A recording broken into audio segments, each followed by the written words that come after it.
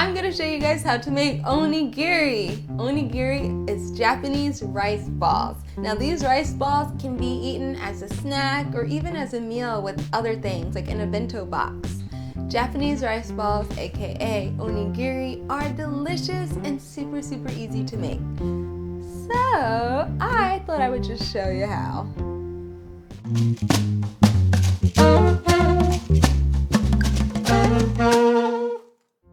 I learned how to make onigiri when I was recently in Japan. My host in Tokyo showed me. She even sent me on the airplane back home with some.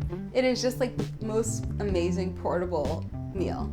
So what we're gonna do is what she did. Our onigiri is gonna have Japanese pumpkin and Japanese sweet potato in it, which adds a little bit more oomph to it.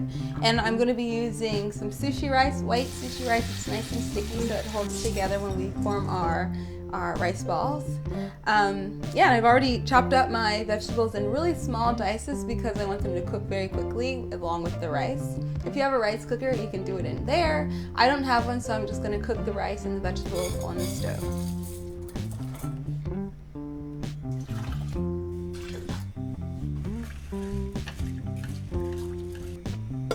So I'm gonna bring my rice to a boil and I'm gonna allow that to cook for about 15 to 20 minutes. I'll check on it then, and I'll probably just let it stay covered and finish cooking by just steam. I'm gonna take it off the heat. Once it starts to boil, reduce your heat and make sure that it's nice and low so that it doesn't stick or burn.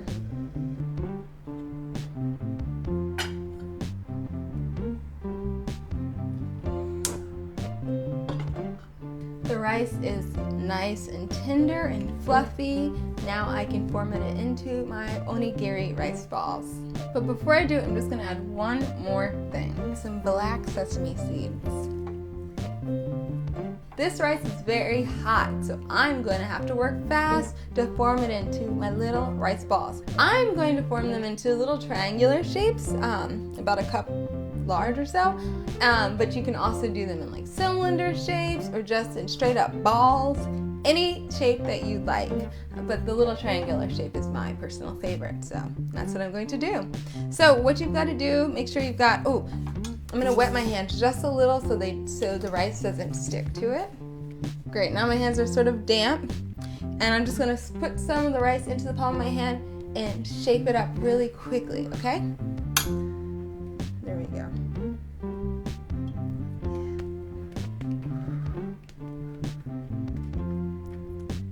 And to finish off this onigiri, there's a couple little things I have to do actually.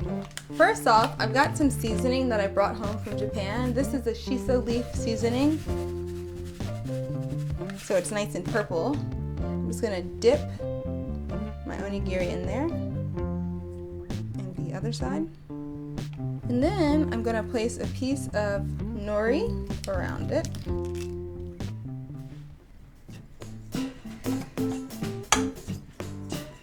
This one's a little smaller.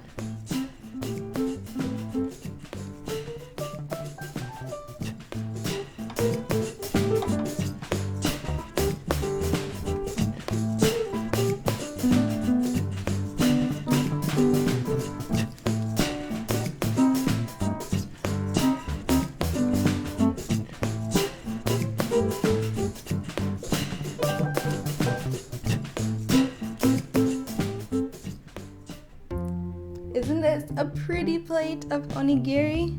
I love it.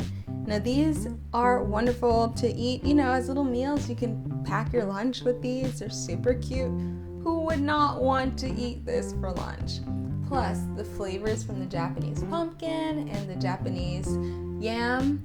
Japanese pumpkin, by the way, is also called Kabocha squash. Anyway, all those flavors with the toasted nori and the rice and the shiso leaf. It's just a perfect combination. So, if I may, I'm going to enjoy an onigiri right now. It's so yummy. I love this stuff. I love all Japanese food, actually, especially, as long as it's vegan, of course. This is just so delicious, and as you saw, very easy to make. I just love Japanese inspired or Japanese food. I also have lots of other Japanese videos, some that I made while I was in Japan, and some others that I've been making since I've been back here. So make sure to check those out. I put them in a playlist, which I will link below. Also, for the full recipe, there's a link below too. I'll see you next time. Bye.